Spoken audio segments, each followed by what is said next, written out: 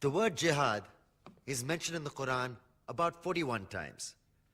The words mercy, peace, and compassion are mentioned about 355 times. Yes, come in. Come on in, Riaz. Sit down, please.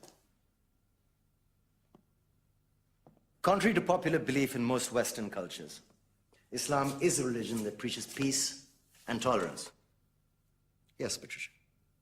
If Islam truly is a religion that preaches peace, then how come the world's most troubled spots, the West Bank, Afghanistan, Pakistan, Iraq, they're all plagued with Islamic terrorism? Well, that depends on your definition of terrorism. Some might argue that the U.S. invasions of countries like Iraq and Afghanistan are also acts of terrorism. Those were acts of war to get rid of despotic regimes. Or a means of getting at a country's oil.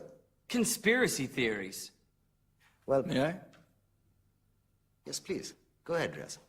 Mr. Khan is right. I mean, if we're talking about terrorists, the world's biggest terrorists are the white superpowers. Come on now. No, really, stop and think about it. Explain 9/11. Okay. Do you know how many people died in the Twin Towers strike? Around 3,000. And do you have any idea how many people died in the bombing of Afghanistan? Take a wild guess. More than 15,000 people died. And that's just conservative figures. About 50,000 tons of explosives were dropped on innocent civilians. Men, women, children. Yeah, but that was because of the Taliban. Now that you brought it up, did you know that the Taliban was a creation of the CIA to fight the Russians? Whatever. They were still harboring terrorists. Yeah, right. Terrorists that were never found. Just like the weapons of mass destruction that were never found in Iraq. Do you want to get into the death toll in Iraq? 500,000 civilians and counting. And what do Britain and America say when they don't find these weapons? It's simple. They just say sorry.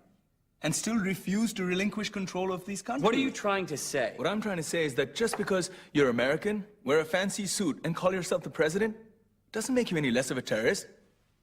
I'm saying that if you don't stop meddling in other people's countries, you will face a backlash. If Muslims like you feel that way, then why don't you get out of our country? We will. As soon as you promise to leave ours.